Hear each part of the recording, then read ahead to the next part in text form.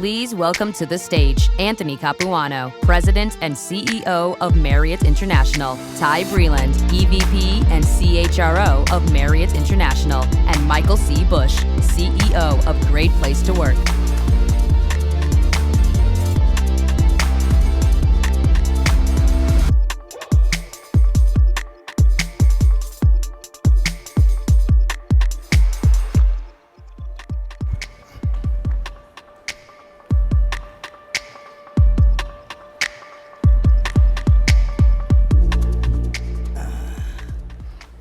Glad you tripped a little. Yeah. Took the pressure off.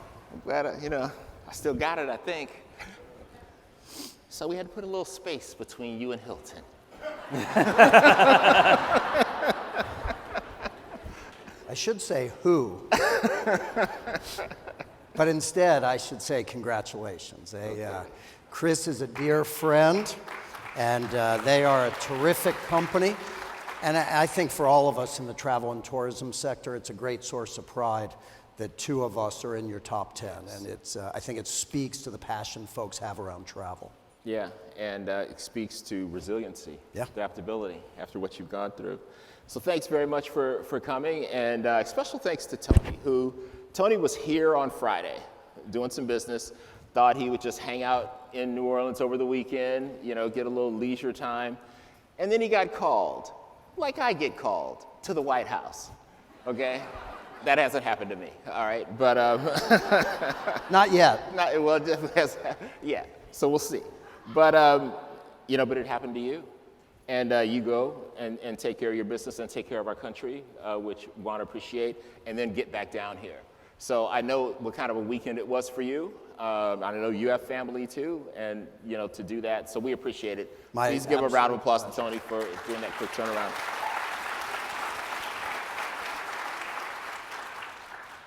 So being on the 100 best is nothing new for Marriott.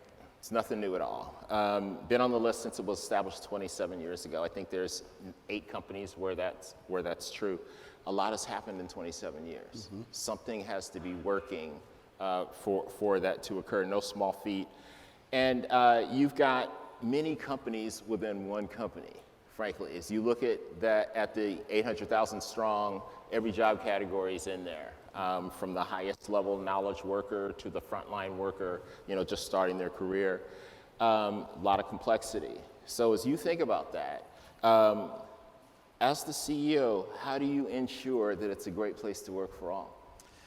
Well, let me start with a thank you. It is, for our hundreds of thousands of associates around the world, our inclusion on this list, our longevity on this list is a source of tremendous pride. And we'll talk about a little bit about this later, but the work that you do is extraordinarily important, and we're really proud to be on the list. It's, it's a fascinating company. We're celebrating our 97th anniversary this year.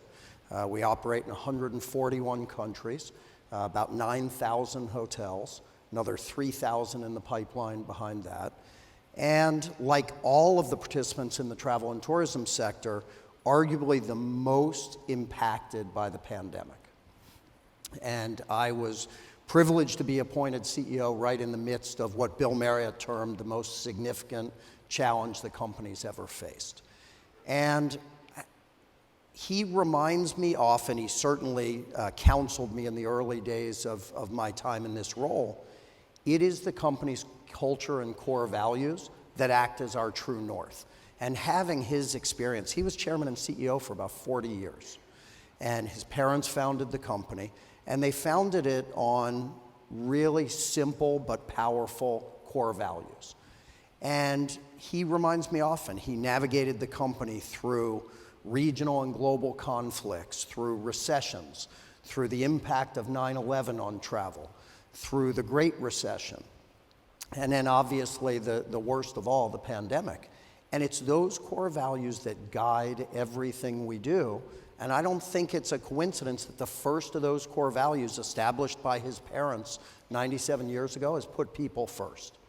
And as long as every decision we make, even in the face of this extraordinary, arguably existential threat to not only the company but to the sector, but if we make every one of the tough decisions we had to make through the lens of those core values that served us well through every other crisis. And thankfully, it served us well as we fought to get out of the pandemic. Remember, our revenue dropped more than 90% overnight.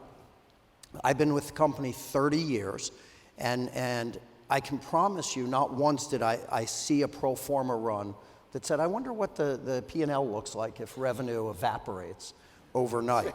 And so we had to rely on those core values. How do we make sure that we're focused on each of our stakeholders? And I think some may think it's trite, but if you think about our founders, J.W. Sr. and Alice Marriott, who drove to Washington, D.C. in a Model T and opened a 9-seat root beer stand, they had a simple view of business. Take care of the associates, which is what we call our employees. Take care of the associate will take care of the customer, and the customer will come back again and again. And it's powerful in its simplicity. And so I think focusing on those core values, putting people first, pursuing excellence, embracing change, acting with integrity, and serving our world, those are the lens we apply to every challenge we faced for nearly a century. And how did you know that he was the guy to run your people ops, your people organization? It's massive. I'm not sure he's out of his probationary period. Oh! No, Ty's appointment to the CHRO role was the first human capital decision of consequence I made when I was appointed within a few weeks of the job. And it was in no way sort of indictment of his predecessor. I looked at the challenges we were facing. I knew that our success would ultimately be measured by our ability to continue to really strengthen and take care of that culture in a really meaningful way. And Ty had the advantage of a really broad career working in the operating side of our business, in multiple corporate positions. In my prior role, he was my HR partner. And I felt like he brought a creativity and an energy and a passion to our most valuable resource. Remember, some of you may not know a lot about our business model. We are an asset-light model. We have 9,000 hotels. We only own 20 of those hotels.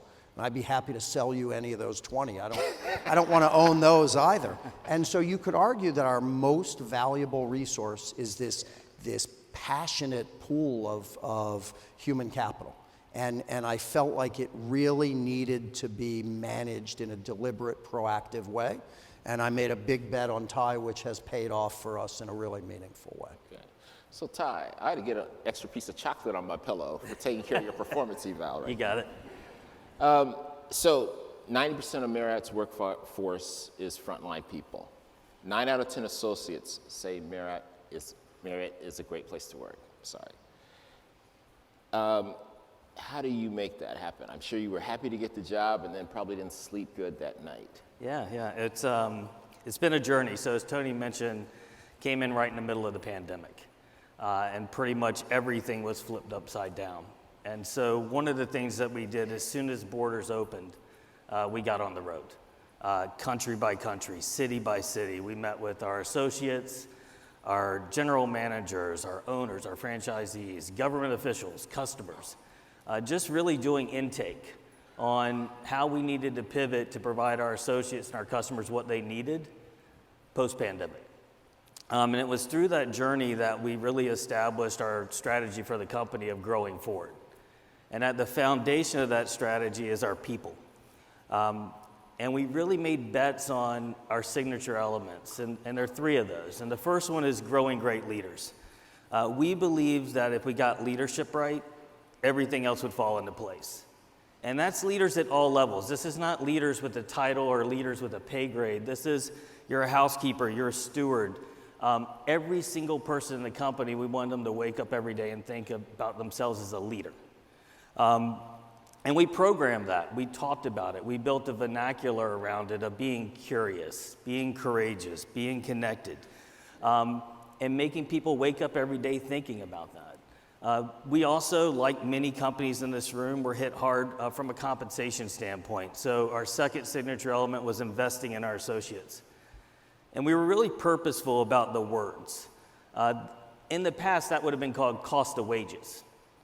But we called it investing in our associates because the difference between a cost and an investment is an investment has a return.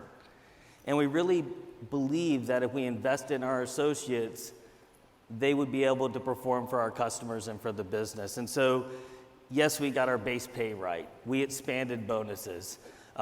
We accelerated elements of our retirement savings plan. We introduced an employee stock purchase plan. We also rebooted a program we have called Take Care, where we're really focused on our associates' physical, their mental, and their financial well-being. We want the whole associate to come to work at Marriott. And so that investment piece was the second element. And then third is access to opportunity. We realized during the pandemic, while most of the media was talking about remote work, our organization runs hotels that are operating 24 hours a day, 7 days a week, 365. And while there are some opportunities for remote work, we had to take our own spin on that and really start to lean into flexibility and choice. So we allowed our associates to pick your schedule, something we didn't do before. We were a 98% full-time business. We started to really push on having part-time opportunities to give people that flexibility they need to put their children on the bus, to pick them up from school. And the collection of those things really paid off. We also launched our ARGs. None of this is done by just Tony and myself. There's a team, and we have many of our ARGs here today and members of our local teams.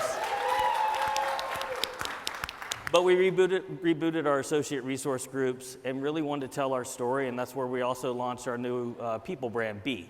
And so the collection of those things, I think, have led us to where we are today. Yeah. And you're 3 years in the role, Tony? 3.5. Yeah. 3.5. Okay. Not that you're keeping track. It'll be 5.5 tomorrow. 5.5. and okay. And so are you 30 years with Marriott, or 29. I'll be 29. 30 in February. Okay. All right. So it sounds like it's a great place to work for you. It is a great place all to right. work. It's outstanding. So the people first culture, which that's all you talk about, and in partnership with Ty, how do you partner? A lot of numbers to take care of, but how do you think about the fiscal side of the business and partner to make sure that, especially leadership, Ty made the point, we think of leadership the exact same way. There's formal and informal leaders, but we also know formal leaders can shape 70% of the employee experience. So they're really, really important, really, really vital. I'd like to hear you comment on those things. Yeah, there's a lot in that question. I think maybe I'll start. Of course, our frontline workforce is a huge number. I never think about it in terms of a number. I think about the individuals. These are hard jobs. Yeah. And so Ty talked about, as soon as borders started to open, he and I got on the road. I don't know how many countries we visited, dozens and dozens.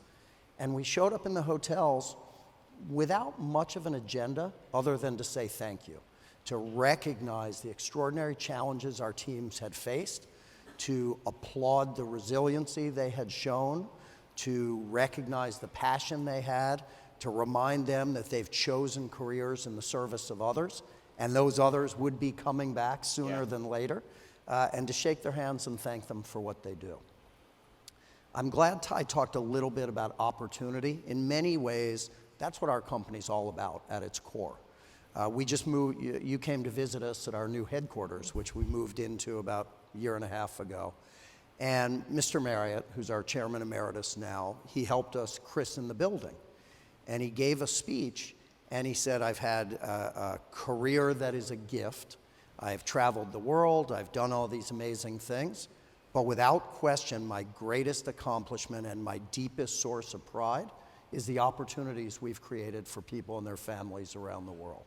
And I think it's this constant reminder among leaders at every level in the organization, we work at the pleasure of our frontline associates. I think people thought I was joking, but as we were wrapping up the building, I kept saying, why don't we name the building the Field Support Center? And everybody said, no, it's the global headquarters, and as is often the case, I lost that argument. But we really are in service of our frontline associates. It does not matter at the end of the day how strategic I am in my thinking about these great programs and initiatives that we develop. None of that matters if after a long, difficult day of travel, you show up at the front desk of one of our hotels and you don't get that warm, genuine welcome, where you can finally breathe a sigh of relief and say, I'm home for the night. And that is because of the passion that our frontline associates have, and they are our responsibility. Tony, when you're talking to a potential leader to come into Marriott, being a hospitality company and knowing how to define that, what do you look for, and are there things that'll let you know maybe this person? Recently, I've been telling them a story that's a true story because I want to see the look on their face, their reaction. DC is really a magnet for students from all over the world. And there was a group of MIT graduate students who were doing a 3-day immersion in Washington. And one of the stops they made was at our headquarters. And they met with many of our leaders across the enterprise and finished the day, and I did about an hour Q&A with them. And this one young man raised his hand. I could tell he was so energetic. And he said, with all of these incredible advances in technology and artificial intelligence, can you imagine a day where you can run a hotel with no employees? And I sort of looked at him and I said, my goodness, I hope not, right? At the end of the day, we are a people business. Hospitality, genuine hospitality, is interaction between two human beings. And that's at the core of what we do. And so to your specific question, I want to make sure we're identifying leaders that understand what the hospitality business is. There are lots of amazing industries that offer all sorts of opportunities. This one is different. I mean, Ty made the point. Our businesses don't close. In the day, I mean, now it's sort of a little bit of silly humor, but in the early days of the pandemic, about 2,500 of our hotels had to be closed for a period of time. Among the most significant challenges of those closures, we had to install locks. Our doors don't lock, right? These are businesses that stay open 24 hours a day. And so when I talk to prospective leaders, I want to make sure they understand this is what we do. Secondly, I want to make sure they embrace and deeply believe in the dignity of jobs in the service industry. These are difficult jobs.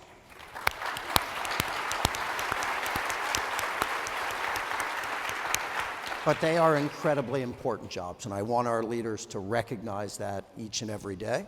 And the last thing I look for is somebody that is driven and energized by the creation of opportunities for others. Okay. So Ty, we recently collaborated on a white paper, which all of you got when you registered, and what a gift. What a gift. It was certainly something we were happy to participate in, but we think that the specific instruction and detail and quantitative analytics, you do this is what's likely to happen, is a great gift that we were glad we were able to work on with you to share with the world. Absolutely. To pass it on, which is just a testament to our mission and yours. It's to make every place a great place to work. Yep. You know, not just Marriott, to make every place a great place to work. Could you tell us about Elevate? Yeah. At Marriott and what's going on with that program and initiative? Yeah, I'll share a little bit of the journey there. So, filling jobs during the pandemic was really hard, and especially our entry-level manager jobs.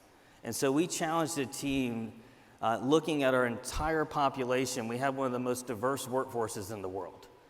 Many of those individuals are in frontline jobs or non-management positions. And the challenge to the team was, while we have organically had individuals cross from non-management to management, how do we put that on steroids? How do we really focus on it? And so with a lot of effort over the last 3 years, 1 in every 4 entry-level management jobs are filled by a non-manager now. And so on that path, we realized that we wanted to formalize this and create a program that we could, really repeat and also share with others. So I have a quick video, and then I can get into a little bit of Elevate. So if we can play the video. My career is just beginning. I've worked hard to get here. It's time for me to take the next step. We see you. You're committed. You're ready to accelerate your career. You're ready to elevate. To those looking to take the next step into a management role, Elevate by Marriott International will help you begin your journey, belong to a community, and become the person you want to be, while developing deeper business acumen, enhanced communications and digital skills, and leadership fundamentals. I'm going to explore possible career journeys. To learn from other associates. To build the skills that I need. We thrive because of you, so it's important you have access to the right opportunities. When you have the resources that Marriott's offer, you feel empowered. I feel encouraged to be curious. To be courageous. To be connected. I feel like I can do this. I can do this. You can do this. You always rise to the occasion. Now, you elevate. At Marriott, be you. That's a nice piece of work.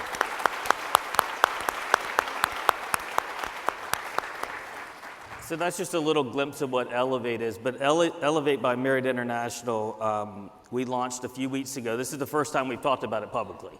But we're really excited about this program. Across the system, we hire about 200,000 roles a year. In the management space, it's a portion of that, but we're really looking to fuel those early management positions with talent from Elevate, and also help those managers, once they land those roles, that they can continue to climb through the organization. And so the programming around this is really building their business acumen, their language proficiency, their digital literacy. We want these leaders to be able to catch the technology that's coming at them, whether it's Gen AI or whatever's next, for them to embrace it and catch it and pull it forward in their careers. We've also committed to having an external coach for every one of these Elevate participants. That doesn't mean we can't coach and sponsor ourselves internally. Of course we can, but we also believe that a lot of stuff happens in between, and we want some external partners helping our associates as they build their sort of board of trustees and they're navigating their career. So we're really excited about this program and what it's going to unlock for us at Marriott. Yeah, we call that equity of opportunity. Yep. Tony, any last words, things you'd like to pass on? Yeah, maybe two. And at the risk of embarrassing you a little bit, I want to say thank you. The work that you and your organization does matters, and it matters a lot. I was raised by my father, and one of his core principles is set really ambitious goals and then run like hell in pursuit of those goals. And the work that you do allows the leaders in this room to dream about achieving these really remarkable goals. So thank you for all the work that you do. Thank you. And maybe I would just close and reiterate what I said at the outset. It is a source of tremendous pride for our workforce around the world to have been on this list since its inception. And I know for Ty and I and the rest of the Marriott leaders in the room, it is a privilege to be affiliated with an inclusive, passionate, resilient set of associates whose opportunities are only limited by their own ambition. It is a workplace where people can dream big and achieve those dreams, and it's a real privilege to be part of it. So Tony, we've got some people here and some people live streaming. If they're working for a place that's not a great workplace, do you have any recommendations for them? Well, Chris stole my thunder, so we would welcome you in a heartbeat, but I think the broader advice I would give, I have a daughter that just graduated from college, and I spent a lot of time with her and her classmates as they were preparing to enter the workforce. And among the things that was clear to me about this generational workforce, but I think it applies to many folks in this room as well, you are going to find professional fulfillment if you align yourself with an organization whose values match yours. Money, title, where your parking space is, all that stuff matters, I get it, but it won't last. because you won't feel fulfilled if you don't have and find and treasure that cultural compatibility. That's the perfect place to end. Great. Please give a warm thank you to Tony and Ty.